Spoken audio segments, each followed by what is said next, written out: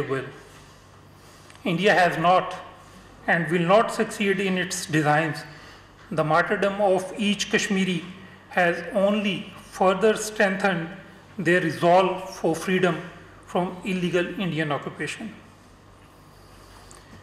In this regard, Pakistan welcomes the call by the Human Rights Watch for an independent investigation into these extrajudicial killings of innocent Kashmiris by Indian occupation forces.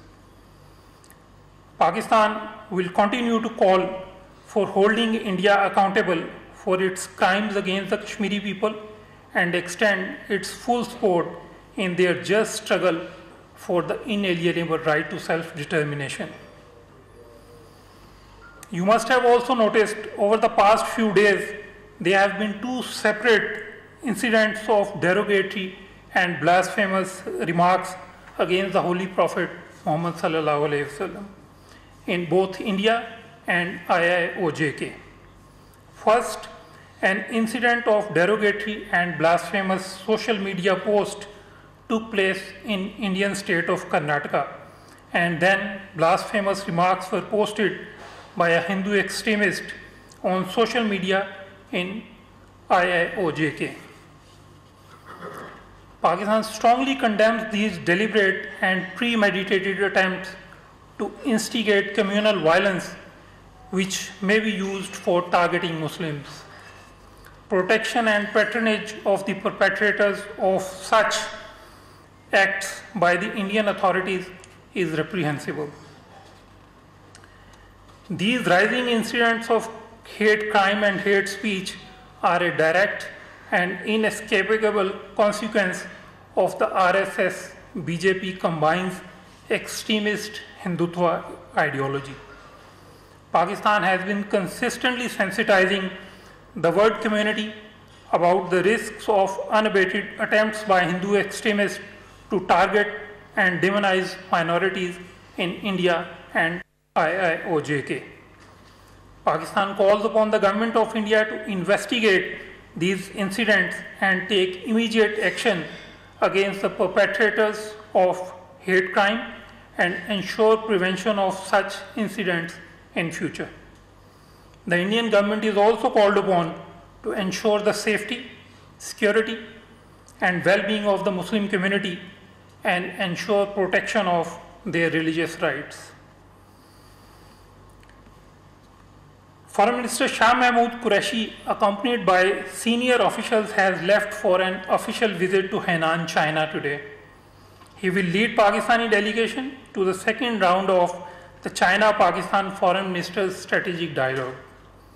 The Chinese side will be led by State Councillor and Foreign Minister Wang Yi.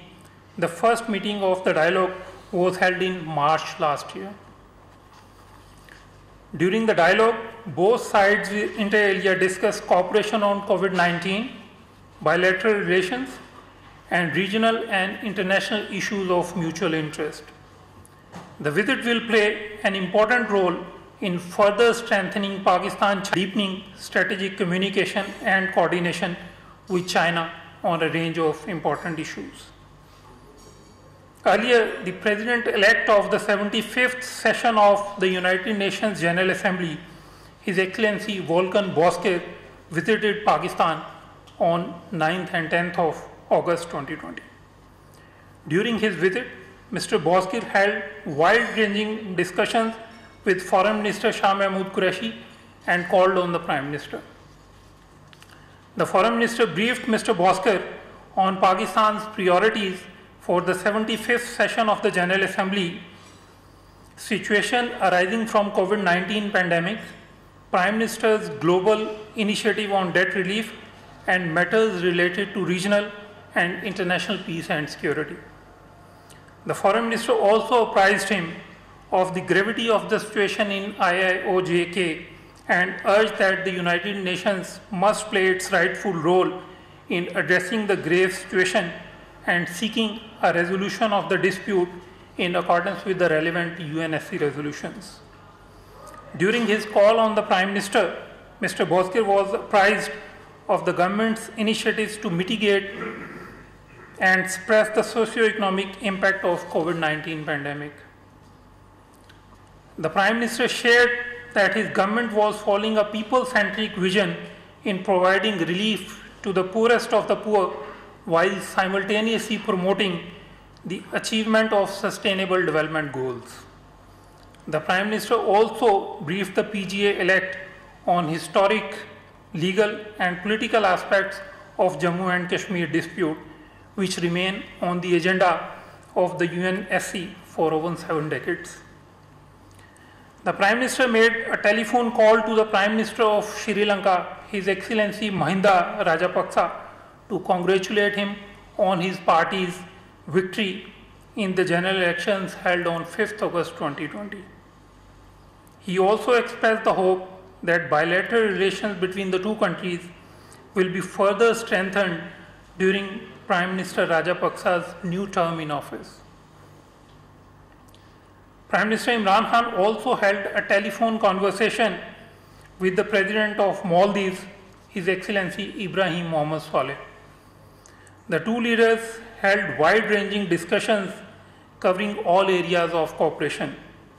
The Prime Minister also shared with President Saleh Pakistan's perspective on peace and security situation in South Asia.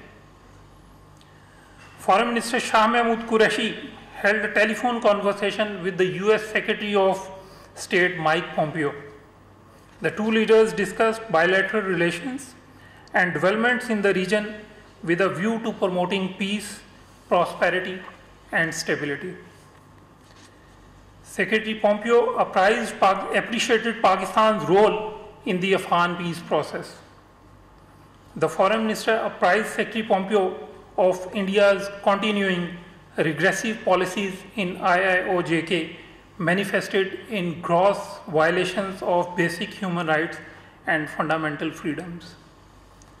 The Foreign Minister thanked the US Secretary of State for United States participation in the UN Security Council meeting on 5th of August 2020 to discuss the situation in IIOJK. The Foreign Minister also held a video conference with his counterpart from Uzbekistan. Matters of mutual interest, including the COVID-19 pandemic, bilateral cooperation, and regional situation were discussed. To recognize the contributions made by overseas Pakistanis in the context of COVID-19, the Foreign Minister honored 86 overseas Pakistanis from all over the world. While appreciating the services of those honored at a webinar hosted by the Ministry of Foreign Affairs, the Foreign Minister underscored that overseas Pakistanis were a great asset for the country. Separately, Foreign Secretary Suhail Mahmood held wide-ranging consultations with the US Under Secretary of State for Political Affairs, Ambassador David Hale. The two sides reviewed Pakistan-US bilateral relations, its present trajectory, and future direction. In the regional context, the two sides shared their perspectives on the progress made in the Afghan peace process as well as peace and stability in South Asia. On the Afghan peace process, Pakistan is happy to see progress. Our collective efforts have so far succeeded in advancing the Afghan peace process to the current unprecedented point. All stakeholders must ensure that residual issues are resolved to commence intra-Afghan negotiations without delay. Pakistan believes that every effort must be made to seize the historic opportunity we have in Afghanistan today. I thank you very much for your patient hearing and would like to take any questions that you may have on the